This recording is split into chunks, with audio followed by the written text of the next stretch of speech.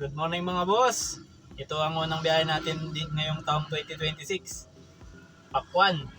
Napakabigat. Ang layo pa naman itong biyahe nito papunta ng Cavite. Ito pala yung booking. Tapos Pakwan na 1 tons ang kinarga. Kinausap ko na yung nag-book. Na-pick up ko na to, nakarga ko na kanina. Ito yung video ng pagkakarga nila. Sa gitna tayo ng bukid. Kanino na pre? Ay, thanks. Ha? Mag-video ako. Mag-video akong bukod. Ha? Balot ay, electric. Ang sinumot. May nakuha akong kasabay nito dito lang sa Bani, Pangasinan. Ano lang to, Starlink. Dadalhin ng Bulacan. Pero uunahin ko munang ibaba itong Cavite kasi pagdating ng tan sa Cavite, meron ulit tayong kakarga doon papunta ng Bulacan. Ito rin yung pupuntahan ng karga nating Starlink na satellite, kaya no problem na. Nagkaroon tayo ng mga booking nung December, hindi nga lang tayo dire-diretso, mga direct booking na balikan, Pangasinan to Manila, Pangasinan to Tarlac, ganun lang yung biyahe natin. Ito yung unang biyahe natin sa taong 2026. Paldo sa bigat ng karga. Hindi namin naikarga lahat yung mga pakwan kasi sobrang bigat na. Pinakita ko sa kanila yung status nung gulong at saka nung molye, talagang umunat na siya eh. Kaya sabi ko, tawagan ko muna yung nag-book kasi siya naman yung may-ari. Sige, tinawagan ko. Pagkatapos, sige, sabi niya, kung ano na lang yung kaya niya sa sasakyan mo, yun na lang ikakarga. Tapos ito yung maganda. At hindi naman sabihin nating maganda kasi bigay naman ito ng may-ari ng ng pakwanan dito sa Anda. Sabi niya, kumuha ka na dyan ng pakwan mo na sayo lang. Eh di sabi ko, sige, kuha ko ng 2. Tapos sabi niya, bakit 2 lang? Gawin mo ng punuin mo na yung harapan ng sasakyan mo.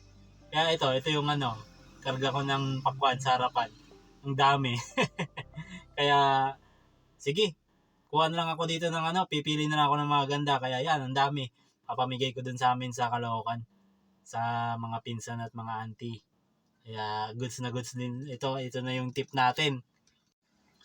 Dumating na pala yung yung kasabay nitong booking na ito customer ko to na dinideliveran matagal na. Ang padala niya is yung satellite na Starlink. Yung antenna ba to? Ito yung picture yan. Pinicturean ko na lang katabi ng mga pakwan. Ito, ang biyahe nito papunta ng Bulacan, pero sabi ko sa kanya, papunta ako ng Cavite kasi doon paghahatiran ko nitong pakwan. O tamang-tama, sabi niya. Meron akong padala doon yung speaker. Speaker ang ikakarga mo doon, mga 10 piraso. Kaya sige, sabihin mo doon sa pipikapan ko na ngayong gabi ko kukunin kasi sigurado pagdating ko ng Cavite, gabi na. Kaya sabihin mo na lang na hintayin ako doon. Kaya ayun, nagkasundo na kami. Tapos doon sa presyo, sasabihin ko na lang mamaya kung magkano yung napag-usapan namin. Kaya ibiyahe ko muna itong mga pakwan. Pagkatapos nitong mga pakwan at maikarga na at may baba na itong mga pakwan sa Tanza, doon lang to sa highway sa mapa, nakabase sa mapa, sa highway lang siya. Pagkatapos nito, didiretso na ako dun sa kasi malalaki yun na speaker. Pinaliwanag na sa akin. Pagkatapos nito, straight na ako doon, didiretso naman ako ng pick up at pagkatapos deliver na ulit sa Bulacan. Yung deliver niya sa may 2 drop off yun kasi papadeliver yung speaker sa may opisina ng customer natin. Tapos yung isa naman sa bahay daw nila. Kaya tara, biyahe mo natin to.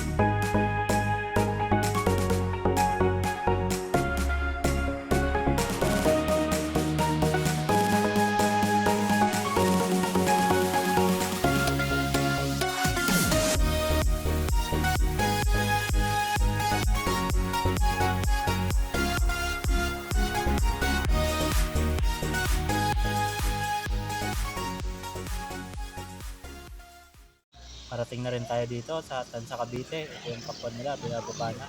Tapos yan pa yung iba, nakpan nila. Naiwan lang pala ito ng isang tracking kaya pinakarga sa Lalamove. Ngayon ito binababa na nila, biyang karami yung kinarga natin. So, sobrang bigat ng karga natin. Pagkatapos nyan, punta tayo sa isang pickup natin.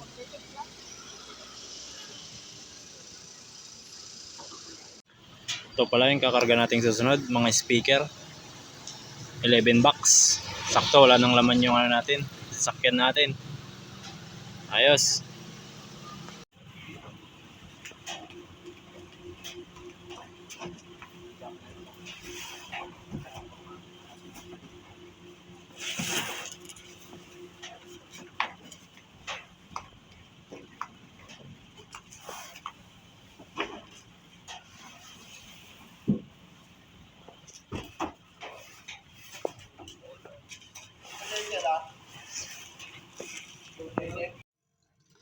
Ayun yung biyahe natin mga boss, yun lang yung naging biyahe natin nung January 5. Ano na kasi ngayon, ibang araw na. Hindi ko na na-videohan yung pagbaba ng mga speaker sa Bulacan kasi sobrang busy, walang tagabuhat, tinulungan ko na lang sila. Tapos yung usapan namin dun sa fair, ito yun. Ayan yung fair niya. Kaya binayaran na lang tayo sa GCash kasi may tumulong naman na nagbaba doon. Pero kahit na ganoon, tumulong pa rin tayo, no? May mga comment dito sa YouTube channel natin. Yung mga comment, yung tungkol sa top load, tungkol sa buhat, toll fee, direct booking, tsaka yung sa LTFRB franchise.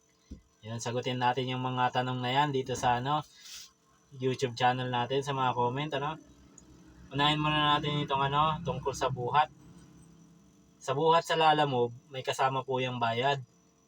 Diyan sa booking, may makikita po kayo diyang extra helper. Kapag wala pong nakalagay na kasamang buhat diyan sa booking sa Lalamove, kailangan sila yung magbubuhat. Pagkatapos, pag sa direct booking naman, pag may customer kayong nakadirect sa booking ninyo, kasama na dun sa mapag-uusapan ninyo, dapat sabihin nyo may magbubuhat o kayo ang magbubuhat. Kung ikaw mismong driver ang magbubuhat, Kasi sa Lalamove, may bayad talagang buhat. Bawat kilos may bayad yan. Iba pa yung extra helper at iba pa yung dalawang helper ang bayad nun, no? Yun yung mga tungkol sa buhat. Ngayon, dito naman sa LTFRB franchise, kailangan pagka naglalamove kayo dito sa mga van or mga truck na ibang kategory na truck, meron po yung permit. Kasi kapag babiyahe kayo at nasita kayo, meron kayong ipapakita mga papeles kasi bawal yung kolorum ngayon. Napakahigpit ng LTO tungkol dyan sa kolorum. Sa LTFRB franchise kasi, dyan mo i-apply ang sasakyan mo na pang tracking. Ngayon, kung may business ka naman, kailangan mo ng DTI, Tapos dyan tungkol dyan sa sticker, sa Lalamove sticker, yung nakikita kayo dyan sa mga L300, dyan sa gilid ng sasakyan nila, merong Lalamove. Sa likod, magkabilang side, left and right, merong Lalamove sticker. Okay lang po na wala kayong Lalamove sticker as long as meron kayong LTFRB permit or LTFRB markings. Katunayan na hindi kayo kolorum. Choice nyo po na magpalagay ng Lalamove sticker. Sa LTFRB body markings, kailangan din yan kapag maglalamove kayo. Ngayon kung ayaw nyong ilagay at mayroon kayong LTFRB franchise, yung PA na tinatawag at CPC, kapag naseta kayo at wala kayong sticker ng LTFRB, ang magiging violation nyo dyan is failure to attach body markings. Ang pagkakaalam ko, yun yung magiging violation ninyo, no? Kaya para mas okay, hindi kayo masisita, idikit nyo na lang yung LTFRB body markings para tuloy-tuloy yung biyahe ninyo. Ngayon, ito namang sa top load ang sasabihin ko kasi bago lang ako nagka-top load, 1 taon pa lang. Kahit na matagal na tayong bumabiyahe pero 1 taon pa lang ang nakakabit ang top load natin. Ito ang mga bagay na natutunan ko dyan sa paglalagay dyan sa top load at mga bawal at hindi dapat gawin at dapat mong gawin. Kasi tinanong ko yan dun sa staff ng NLEX kasi may sumakay sa akin na staff ng NLEX. So, sumabay lang, no? Ngayon, tungkol dyan sa top load, meron na silang limit sa height. Dati, sa ano lang, uri ng sasakyan, class 1, class 2, class 3. Ngayon, kahit na class 1 ka, pwede kang magiging class 2, naka-base yan sa height. Kapag nagkarga ka ng mataas dyan sa top load mo, may limit na yan, may sensor na. Kaya itong karga ko na ito, itong mga picture na yan, naging class 2 yung siningil sa akin doon sa toll gate. Kaya nagtaka ako nung una, pero nung may nakausap akong staff ng NLEX, ngayon meron na daw silang height limit. Hindi ko na itanong kung gaano kataas yun, pero mataas yung sasakyan ko kasi naglagay ako ng shackles, tumaas siya. Tapos yung height pa ng pangarga sa taas kaya naging class 2. Ibabawas sa laman ng account ninyo sa RFID. Hindi ko lang alam dyan sa Skyway SLEX, yung AutoSip. Hindi ko lang alam kung ganun din sila. Pero doon sa NLEX, ibinabawas nila yung class 2 na singil. Kahit na class 1 ka, basta meron kang over na height limit na pinapatupad nila. Tungkol naman doon sa mahaba, gagawa na lang ako ng sketch, lalagay ko dito. Yung sketch na mahaba kasi, katulad nito, yung mahaba na mahaba, pwede mo namang ikarga yan as long as hindi nakakabala sa ibang mga motorista. Kapag mahaba yung karga mo, maglagay ka ng visible, dapat nakikita nila para hindi ka maaring mabangga o kaya ikaw ang maabala, di ba? Kailangan lagyan mo siya ng visible na bagay. Mas maganda yung reflectorize o kaya yung yung early warning device, lagay nyo dun sa mga mahaba. Pwede yun. Tapos, kailangan meron kayong pang cover. Yung tinatawag nilang lona o kaya mga tolda. Basta as long as may cover kasi pagka pinara kayo ng patrol, wala kayong cover, di ba, abala na naman yon. Malaki yung multa ata nun Hindi ko pa naman nasubukan kasi nilalagyan ko ng cover. Hindi ko pa nasubukang matikitan o kaya masita na tungkol dyan sa top load. Pero mas safe kahit sa mga tracking kasi mga nagkakarga ng buhangin, nilalagyan nila yan ng cover. Mas safe, lagyan nyo na rin ng cover yung mga kinakarga nyo sa taas. Lalong-lalo na yung mga bagay na madaling mahulog. Ayan, At syempre, magbaong kayo ng mga tali na panali at i-secure nyo yung pangarga nyo sa taas kasi nasubukan ko na nahulog yung pangarga ko sa taas. Kawawa naman yung customer.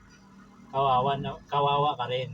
Ikaw magbabayad ng Pero yung nahulog ko, hindi naman ganun na damage kaya sinabi ko na lang sa customer. Pero mas safe, lagyan nyo ng cover. Yan lang. Tsaka talian yung maigi. Yan lang yung naging biyahe natin ngayon. Ibang araw na kasi ito kaya siguro next week babiyahe tayo ulit.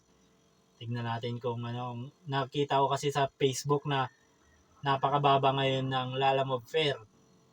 Meron na tayong mga booking ulit na direct sa atin. Hindi ko na iba-vlog kasi isang booking lang naman yung mga yon. Pero sabi dyan sa Facebook, nababasa ko, nag-scroll ako, ang baba ngayon ng fare, ang daming nag-iiyakan dyan sa fare ni Lalamove. Siguro magpalipas pa tayo ng 2 weeks, 3 weeks. O kaya palipasin natin tong buwan ng January bago gumanda ulit yung fare kasi magre-recover pa yung mga customer sa nagdaang gastos nila dyan sa Christmas season at New Year season. Kaya ganun siguro pagbagsak ng fare ni Lalamove. Mabuti na lang tayo at hindi tayo masyadong nape-pressure dyan sa kasi meron naman tayong kinukuha ng ibang biyahe. Kaya yan ang biyahe natin ngayon. Maraming salamat sa mga nanonood. Stay tuned sa biyahe natin. Bye-bye!